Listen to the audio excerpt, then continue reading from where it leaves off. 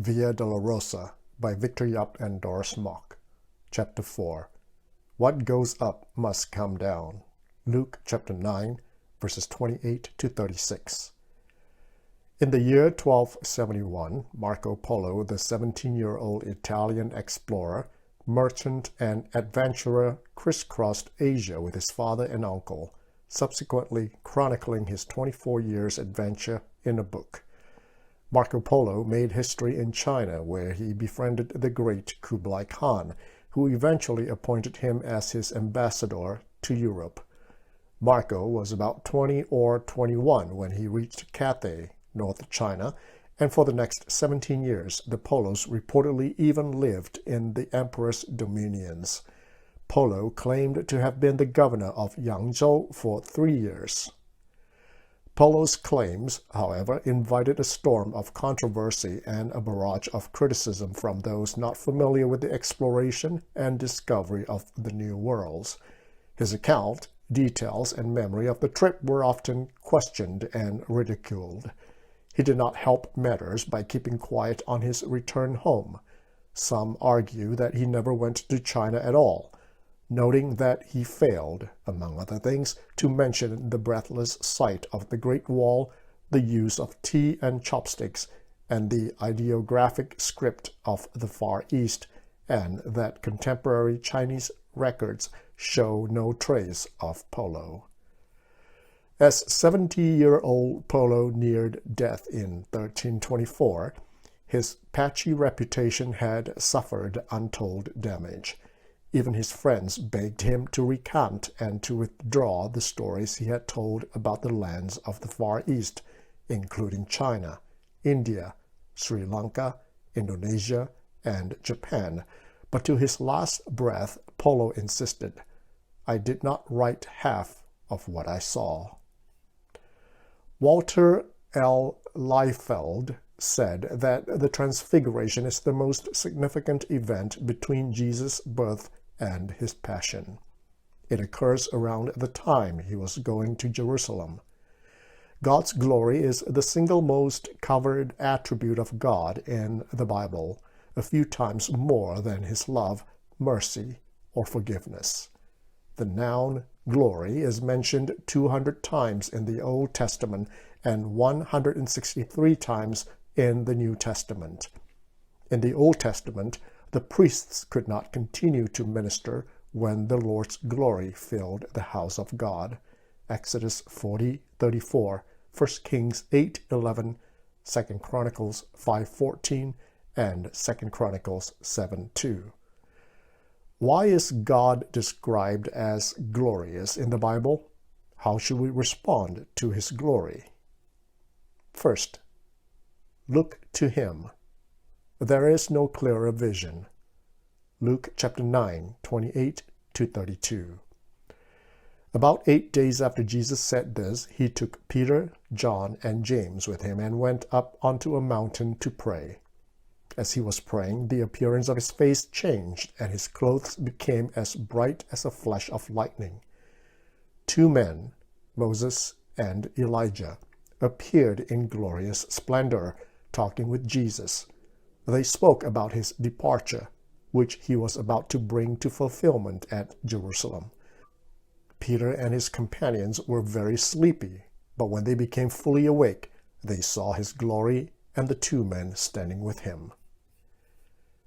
When my wife and I had a discussion on Moses and Joshua, I asked her if she had to choose between Moses or Joshua, who would she prefer to be? For me, I definitely did not want to be in Moses' shoes or have his responsibilities. Further, Joshua entered the promised land, but Moses did not. However, she said without hesitation, "Moses." I asked why. She said Moses was the only person to see God's glory. I raised the stakes and said, "How about Moses and Abraham, the father of faith?" But she still answered, "Moses." Again, the answer was Moses saw God's glory. What is the one thing you want to see most of all?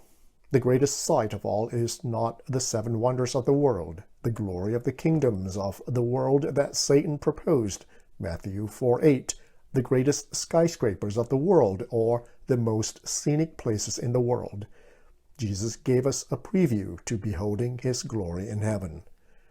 What the disciples saw that day was incredible, incomparable, and indescribable. It was a spectacular, captivating, and amazing sight, experience, and discovery for the disciples. Peter, James, and John woke up to a stunning, dazzling, and breathtaking phenomenon.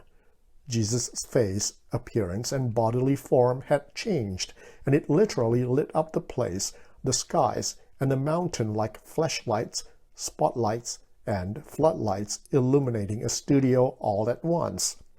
His clothes were bright as a flash of lightning, or literally in various passages, white and starry.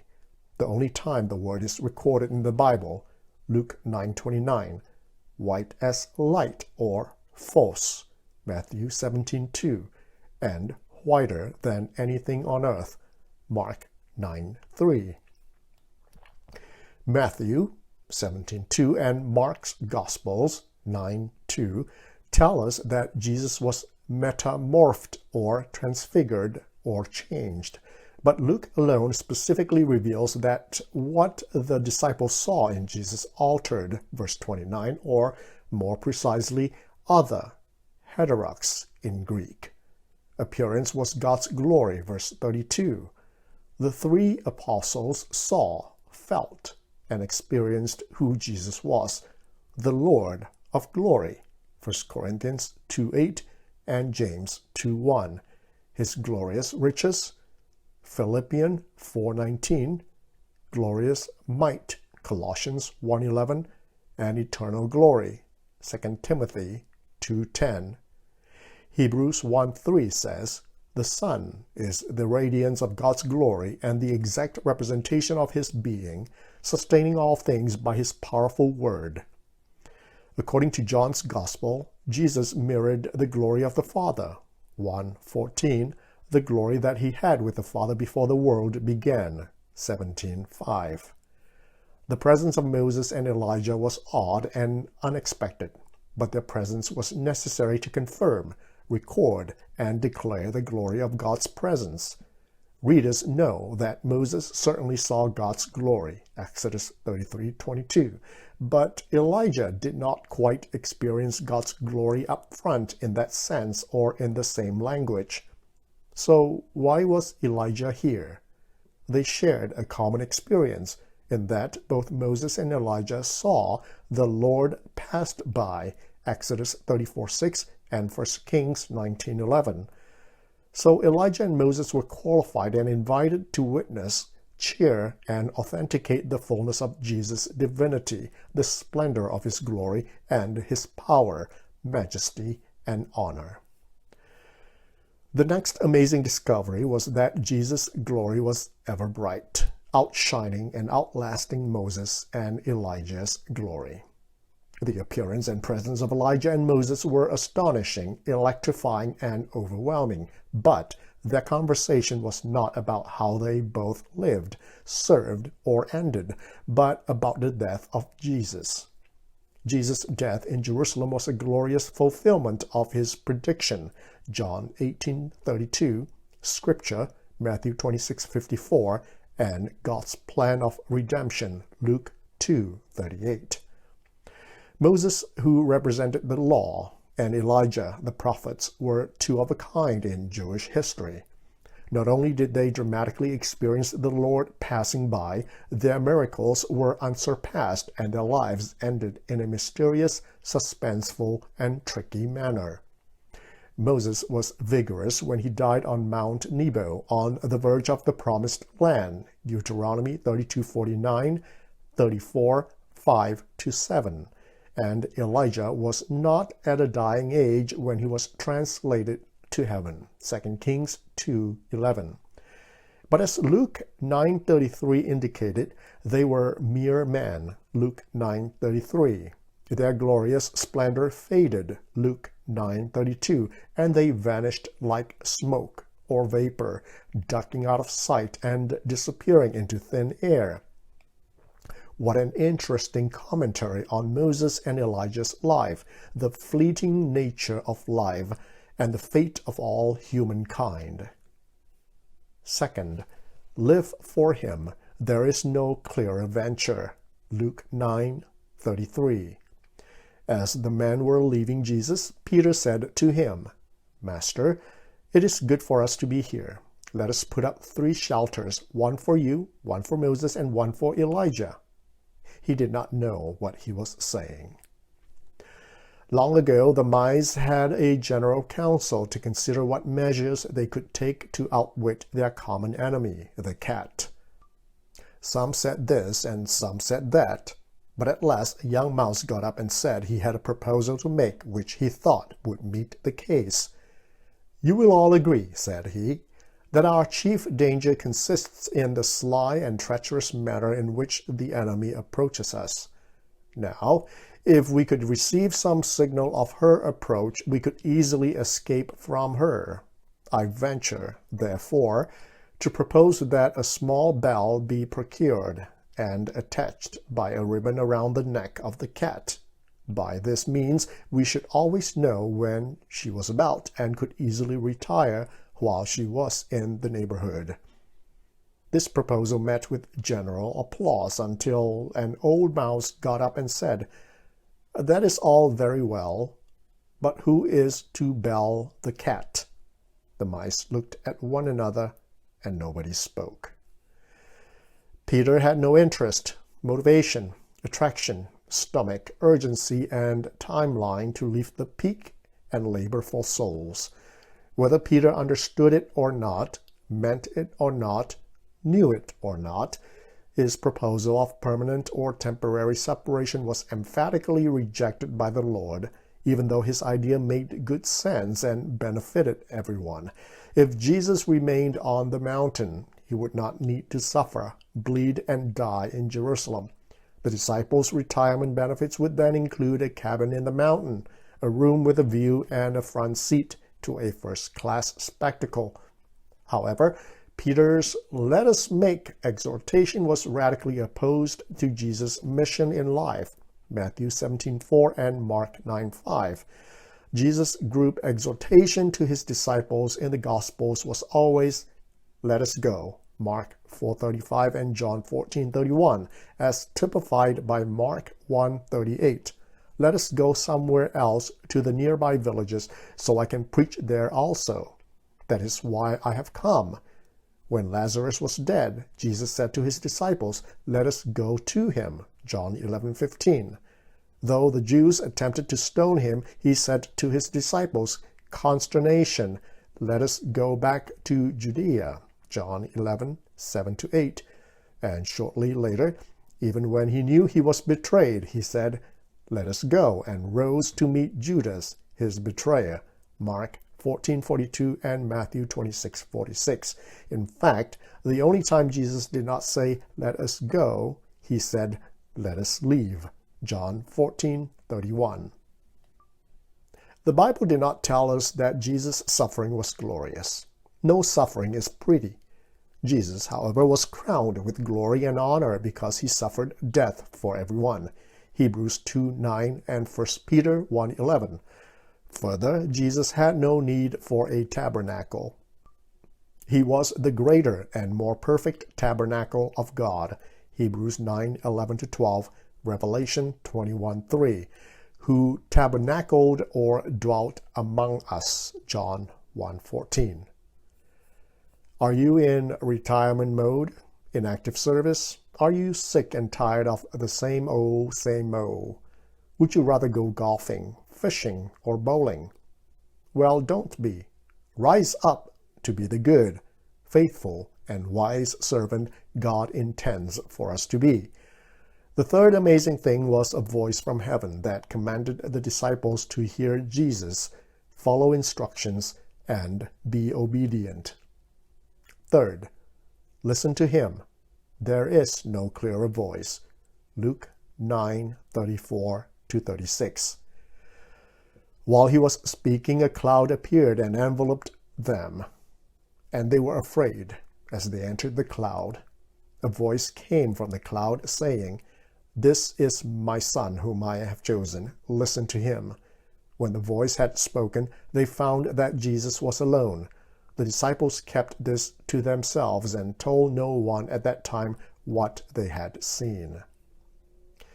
Don't you think obedience is harder to accept and learn as one ages? That's why it is said, "It is hard to teach old dogs new tricks." Obedience school is the hardest and most costly school to learn. A dog obedience trainer via the website charges $898 for learning how to influence dog behavior using conditioning and reinforcement, house training, crate training, hunting training, and basic veterinary issues, and how to deal with behavior problems and teach competition obedience. A dog trainer said a lot of puppies' behavior will be determined in their first 16 weeks. A typical class is an hourly session that runs once a week for 8 weeks. A dog has to learn how to stop, sit, lay, and stay, and even behaviors like digging, barking, chewing, and biting. Surprisingly, owners are expected to go through the total 8 hours with their pets. Obedience is a disciple's first lesson, continuing education, and ultimate test in life.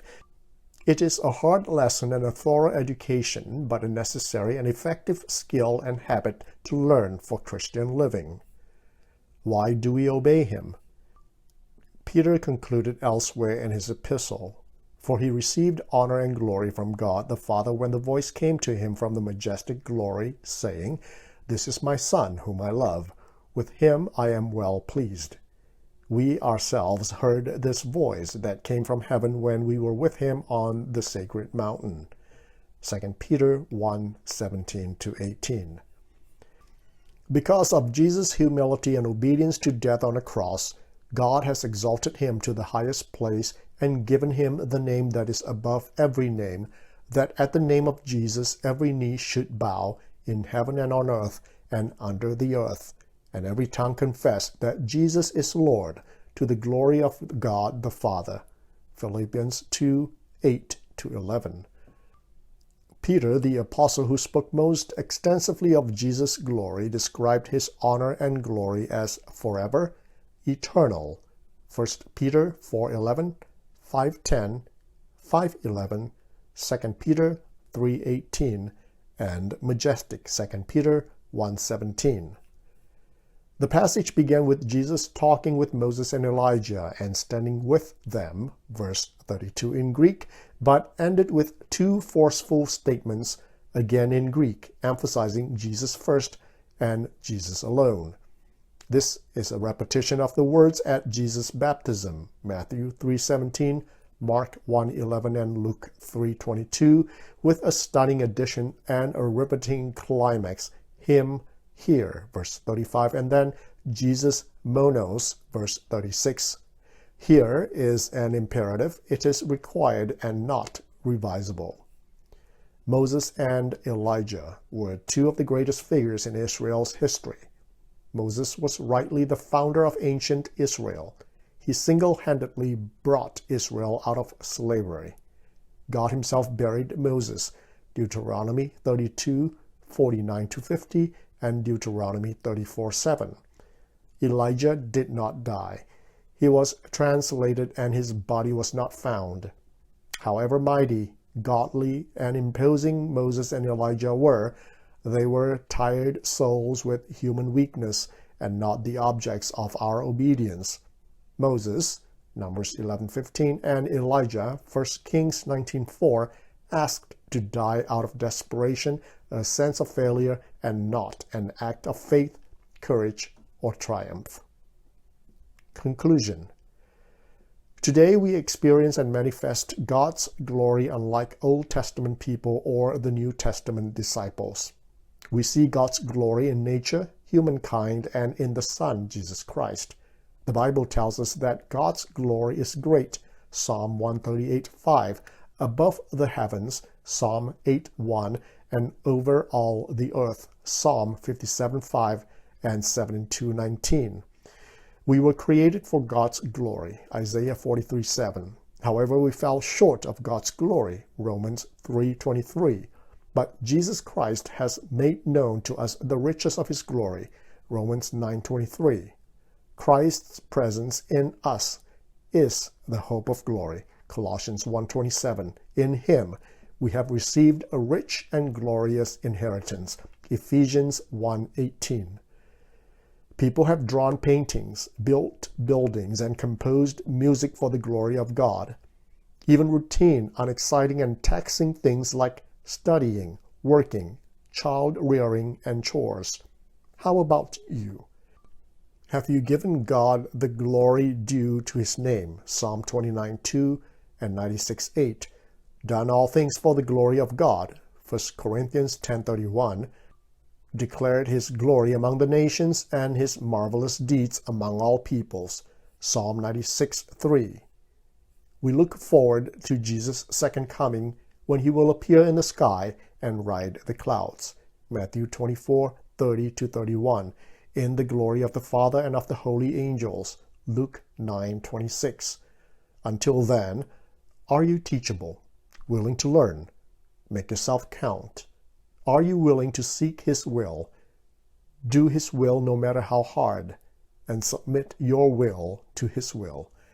God swears by his eternal name, so we can see that God alone is the greatest in the entire universe. Father, you are supreme. May all glory and praise be given to you. Lent questions. God swears by his eternal name, so we can see that God alone is the greatest in the entire universe. Father, you are supreme. May all glory and praise be given to you. The Lord suffered greatly and was greatly glorified.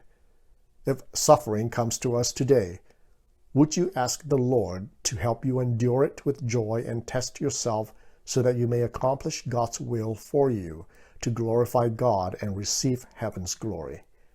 The Lord gave up everything for us so that we may obtain riches, glory, joy, and peace. Today, are we willing to forsake everything for the sake of the Lord?